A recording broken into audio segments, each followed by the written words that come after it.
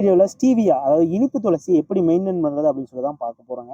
So நிறைய பேர் doubts இருக்கும். ஸோ ஃப்ளவர்ஸ் வந்தோடனே பிளான்ட் வந்து கொஞ்சம் கொஞ்சமாக சாக ஆரம்பிச்சிருது. இதுக்கு ஒரு பெஸ்ட்டான டிப்ஸ் கொடுங்க அப்படின்னு சொல்லி கேட்டிருந்தீங்க. சிம்பிள் டிப்ஸ் சொல்ல போகிறேங்க. ஸோ ஒன்றுமே இல்லை.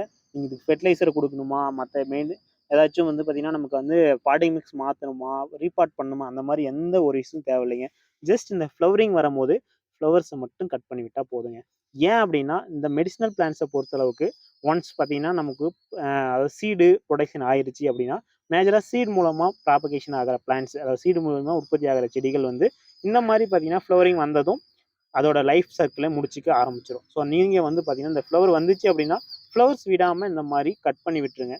ஸோ கட் பண்ணி விட்டுட்டீங்க அப்படின்னா அடுத்து பார்த்தீங்கன்னா உங்களுக்கு வந்து ஃப்ளவர்ஸ் வருது, அதாவது ஃப்ளவர் இல்லை அப்படின்னு சொல்லிட்டு மறுபடியும் நியூ ஷூட்ஸ் வந்து ஸ்டார்ட் ஆக ஆரம்பிச்சிடும். ஃப்ளவர்ஸ் விட்டுட்டீங்க அப்படின்னா ஸோ இந்த மாதிரி பார்த்தீங்கன்னா நமக்கு வந்து காய ஆரம்பிச்சிருங்க. ஸோ அதோட லைஃப் சைக்கிள் முடிய ஆரம்பிச்சிடும். ஸோ முடிஞ்ச